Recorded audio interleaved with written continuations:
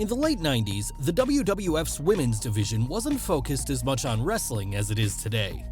And although there was a handful of legitimate in-ring performers, none of them got over with the crowd quite like Chyna.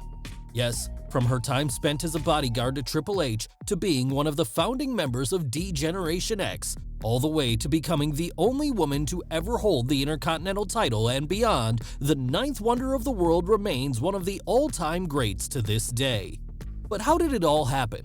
Well, join us today as we take a deep dive into her entire career journey in Ninth Wonder of the World, The Chyna Story. Joan Marie Laurer was born on December 27, 1969 in Rochester, New York, to a relatively normal middle-class family that she shared with her two older siblings, Kathy and Sonny. This normality, though, would be shook up when she was still just 4 years old, as it was then that her parents would get divorced. And things would continue to be tough for Joni, as she would have a very traumatic childhood, which led to her developing an eating disorder around the time she turned 13, something which led her mother believing she had a drug issue as she tried to force her to enter a rehab facility. But obviously unwilling to do this, Joni would leave home instead, so as to go live with her father, moving around the world with him to places as far and wide as Spain, where she would complete her final year of high school. Still, her problems wouldn't be over then, because during this period, she would have a health scare when she developed an ovarian tumor, something she didn't initially feel the pain of due to the fact that her abdominal muscles had become so strong on account of her working out so much. Yes, in an attempt to get over her eating disorder, the New York girl had taken to bodybuilding, and this appeared to work for her so much that, once she'd successfully gotten her tumor removed soon thereafter, she'd continue to pack on muscle in the hopes that she would eventually be able to take up a career in law enforcement, namely the FBI. Ultimately, this wouldn't happen, however, as, while majoring in Spanish literature at the University of Tampa in 1992, she would join the Reserve Officers Training Corps instead, with this eventually leading to her joining the Peace Corps upon graduation. And while joining the Peace Corps, Joni would spend some time over in Guatemala, there helping to bring humanitarian aid to the local people. Once she was back home, though, she would find herself going through a number of different jobs as she tried to make ends meet. Jobs which included working as a cocktail waitress in a strip club, singing in a local band, belly dancing, and selling pagers. At one point, she would even train to become a flight attendant, with this ending up coming to nothing when, while driving to her first flight, she would get into a car accident and would have to spend the next 4 days in the hospital as a result. Yes, it seemed like the future WWE superstar just couldn't catch a break. Luckily, though, she at least had bodybuilding to fall back on as, during the mid-90s, she would enter into a number of fitness competitions, even competing in the New York City regionals of Fitness America in 1996. But despite her impressive physique, it seems like her sheer size would often work against her in these competitions during this, as, apparently preferring more petite women, the judges would often vote her into last place. That said, this size would be appreciated in another industry, as in 1995, Joni had begun training in professional wrestling after signing up to Killer Kowalski's school in Malden, Massachusetts. Yes, the world of wrestling was something she'd been a fan of for a long time by that point, but with her not fitting the bill of what most women looked like in the ring then, she'd never seen it as a viable career path. Obviously, something happened to change her opinion on this, however, as, by later on in 1995, she'd have her first match, working under the name of Joni Lee and taking on a male wrestler who was dressed as a woman. That's right, it seemed that even this early on, promoters realized that she should be taking on the men instead of the women on account of her sheer strength and size. And this impressive introduction would soon see her fall under the attention of Triple H and Shawn Michaels, who would meet the rookie at a local wrestling school in late 1996.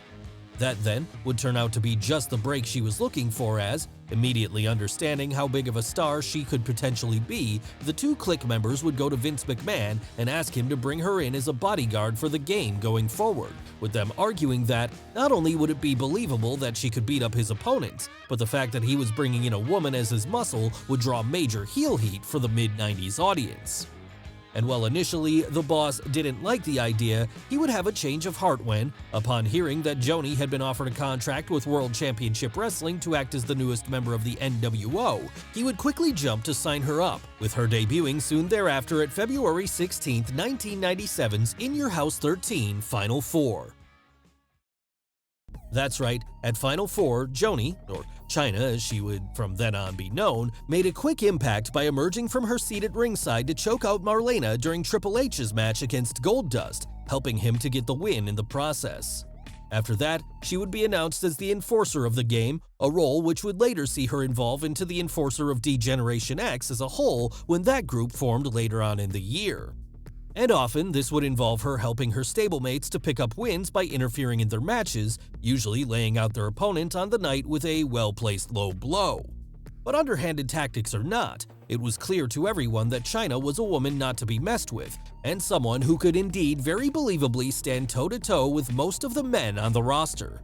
That, though, didn't stop many of the male performers from being hesitant to work with her at first, as many of them worried that being beaten up by a woman on TV would hurt the believability of their characters. Those that were smart enough to see past this, however, quickly realized that this was a trivial issue, and that by sharing the ring with both her and the rest of DX, the money would soon come pouring in.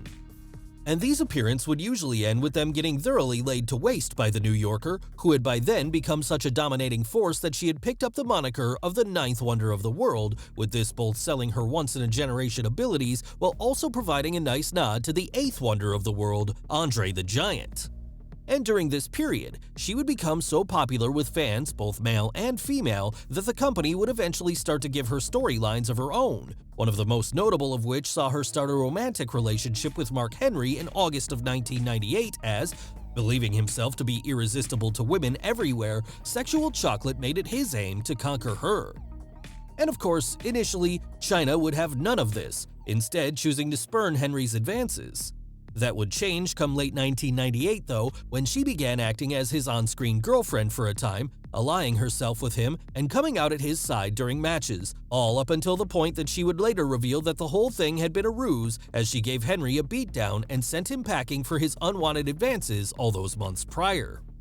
But even if she was now single on-screen, off-screen, Joni's love life would fare much better as, by then, she'd entered into a serious relationship with Triple H, one that would see the two become inseparable for a time. And while this was continuing to blossom, back in the ring, she'd make even more history when, after winning the Corporate Battle Royal on the January 11th, 1999 episode of Raw, Chyna would become the first woman to ever enter the Royal Rumble itself, coming in there at number 30 and even getting to eliminate her old foe Mark Henry before being dumped out herself by Stone Cold Steve Austin. And despite achieving such a big milestone that night, in Chyna's mind, she'd ultimately failed to win the big match. That was why, the next night on Raw, she'd reassess her career path when she turned heel on DX, from there joining up with the corporation and even teaming up with Kane to take on Triple H and X-Pac at February 14th's St. Valentine's Day Massacre.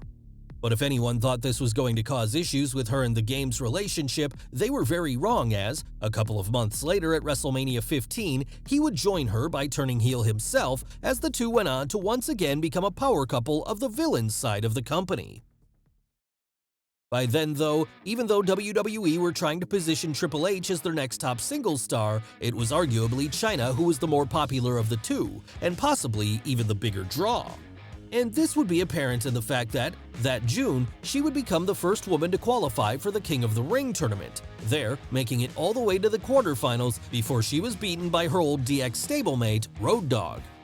After that, success would continue to come her way when, in the lead-up to August 22nd's SummerSlam, she would briefly become the #1 contender to the WWE title, with the plan at this time allegedly having been to see her face off against Steve Austin at the big show and possibly even beat him. Ultimately though, this plan was changed as many behind the scenes felt that making her WWE champion would have been a step too far. And whether you believe this is true or not, it's inarguable that by this point, having become such a big star that she was even in the conversation for such an honor, the Ninth Wonder of the World had been able to shatter the glass ceiling in a way that no woman before her ever had. That was one of the reasons why, while she wouldn't end up winning the WWE title, Vince McMahon and his head writer at the time, Vince Russo, would still see her as championship material. But with her being so far beyond the rest of the women on the roster at this point, it was clear that winning the women's title would be a step down for Chyna. So meeting somewhere in the middle then, the company chose to break even more ground when, after turning her babyface and distancing her from Triple H on screen later that autumn, she would be booked to begin challenging for the Intercontinental title, a belt that had, up until that point, been a men's-only one. Obviously, Chyna didn't care about this history though, however, and so, at September 26th Unforgiven, she'd take on the then-champion Jeff Jarrett, ultimately losing to him at that time despite her best efforts. But that wouldn't be the end of the story as it happened because, with Jarrett at this point playing a misogynistic heel character on screen, the Ninth Wonder of the World made it her mission to be the one to finally dethrone him, something she was eventually able to do the following month at No Mercy when, in a Good Housekeeping match, she pinned Double J to become the first, and to date only, woman to ever hold the secondary strap. And after that then, she would pick up a new valet in the form of Miss Kitty, as from there, she defended against all comers in the weeks that followed. And the biggest of these challenges would end up coming from Chris Jericho, someone who would take on the new champion at November 14th Survivor Series, falling to her in the end. Things would fare far differently in the rematch though, as at December 12th's Armageddon, Y2J would be able to get the better of his opponent, this time beating her by submission to take home the belt for himself. So, with the series now at a win apiece, a rubber match was needed to settle things once and for all. And this would come on the December 28th episode of SmackDown where, in a controversial finish, both competitors ended up pinning each other at the same time, with this leading to them being declared co-champions going forward, forcing them to learn to coexist. This then carried on until the January 23, 2000 Royal Rumble, when a triple threat match saw both champs having to defend against Hardcore Holly, with Jericho getting the winning pinfall here, allowing him to claim the belt for his own once more. And as if the loss of her title wasn't bad enough, somewhere around this time, there would also be a pretty big backstage controversy when Joni discovered that her boyfriend Triple H had been secretly seeing Stephanie McMahon, someone who he'd been engaged in an on-screen program with for a few months prior to this. So obviously devastated by this, the New Yorker would sink into a deep depression that saw her struggle to move on in the months that followed, something which was made even more difficult by the fact that whenever she came into work from there on in, she would be forced to see her now former lover canoodling with the boss's daughter. But, still needing to perform, she tried her best to put this to the side as, on screen, she would find a new partner in the form of Eddie Guerrero, someone who had been seeking her affections for some time by that point, hoping to make her his mamacita. And while initially Chyna would become hesitant to reciprocate these advances, eventually she would come to love Latino heat, as in the spring of 2000 they would formally join forces, becoming a power couple of the mid-card and firm fan favorites in the process. So powerful did they become, in fact, by that August SummerSlam, the two would face off against Trish Stratus and Val Venus in an intergender tag match where Val's Intercontinental title was on the line. And this led to the Ninth Wonder of the World winning the belt for a second time, only for her to then lose it again 2 weeks later when that dastardly Eddie wrestled it away from her in a triple threat match that also involved Kurt Angle.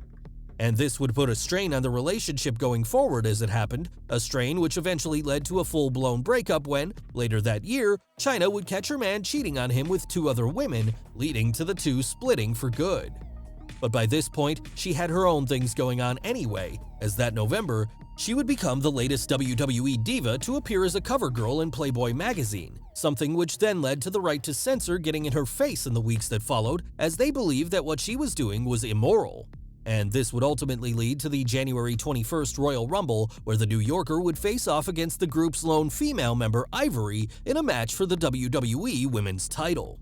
Despite being the clear favorite on that night though, Chyna would end up losing the match after appearing to injure her neck during a handspring back elbow, something which allowed her opponent to pick up a quick pinfall. And to sell the severity of the whole thing, which was in reality a worked injury, Jerry Lawler would even leave the commentary booth to go check on the downed challenger after the match, something he hadn't done since the death of Owen Hart 2 years prior, leaving many to deem the angle as tasteless. But tasteless or not, the company would continue on with it, as in the weeks that followed, they would tease that the Ninth Wonder of the World was going to have to retire due to how badly she'd been hurt. Of course, in the end, she would make a recovery just in time to face off against Ivory one more time at WrestleMania 17 where, in a quick squash match, she pinned the champ to take home the women's title for herself for the first time. And while this would have been an honor for any other female on the roster, for Chyna, it felt like a step down given how much she'd already achieved. And this would be a feeling that was shared amongst many fans at the time who believed that, as a result of Triple H and Stephanie's relationship, the once dominant star was now being phased down the card, far away from the main event scene. Was this true? It's not fully clear, but the timing of it certainly suggests that there's smoke to the fire. Either way, unhappy with her new spot on the roster, the New York girl would defend her women's title for the next few months, up until the time that her contract ran out in May of that year that was, and in return for signing a new one then, she would demand higher pay, allegedly comparable to that of Steve Austin and The Rock.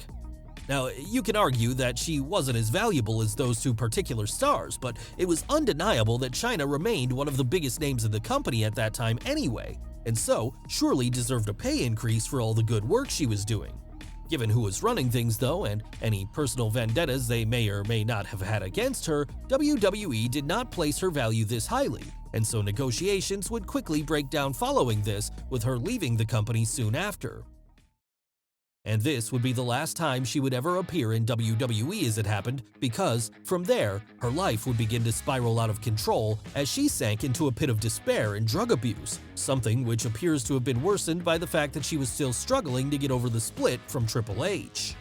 But that didn't stop her from trying to wrestle through her pain as, in 2002, she would have a brief stint with New Japan Pro Wrestling, there having a number of matches, the most notable of which was probably her singles bout with Masahiro Chono, where she got to show that she could still hang in the ring with the boys. After this, however, she would disappear from the wrestling industry for some time, instead finding herself making the odd TV appearance on shows like Third Rock from the Sun and Celebrity Deathmatch, all while even finding time to do a second shoot for Playboy. And this second shoot would eventually open the doors for her doing more work in the adult entertainment industry as, in 2004, she started appearing in adult films, with her making several of these over the next few years. And by then, she'd also entered into a tumultuous real-life relationship with her former stablemate X-Pac, one which saw a continued pattern of breakups and reunions between the two, with her at one point even being accused of domestic abuse against him. Yes, things were really getting out of control for the former WWE superstar, something which was evident in her increasingly erratic public appearances on shows like The Howard Stern Show, Celebrity Rehab with Dr. Drew, or Total Nonstop Action Wrestling. So trying to find help from the spiritual world then, she'd become a member of the Church of Jesus Christ of Latter-day Saints while living in Japan between 2012 and 2015, with this seeming to give her some peace as, around this point, she'd begun filming a documentary about her life and her road to recovery. Unfortunately though, any happiness she felt would be short-lived, as on April 20th, 2016, she'd be found dead at her home in Redondo Beach, California, at just 46 years old. Her tragic passing coming as a result of what looked to be an accidental overdose. And following her death, her friends within the wrestling industry would begin to pour out tributes for the woman who had broken so much ground and had gone forgotten for so many years up until then. Yes, WWE had largely whitewashed her from their history sometime prior to this, with the official reasoning given by Triple H being that her career in the adult entertainment industry prohibited any other course of action. Thankfully though, this would eventually turn around as in early 2019, Chyna would be inducted into the WWE Hall of Fame as part of Degeneration X, with both Triple H and Shawn Michaels supporting the idea of a future solo induction for her at a later date too. When will this happen? Well, that remains to be seen, but it's nice to know that, finally, after all these years, WWE is acknowledging Joni again as, when it comes to female stars, there are few who deserve to be praised as much as her for everything she did in breaking down barriers, and proving that, for all the young girls watching at the time, in an era where most women were expected to do nothing more than look pretty, they could be ass-kickers too if given the chance. Well guys, what did you think of the video? Let us know in the comments below. Don't forget to smash the like button, subscribe to the channel, as well as follow Wrestle with Andy on Instagram and Twitter. Thanks for watching, and we'll see you next time.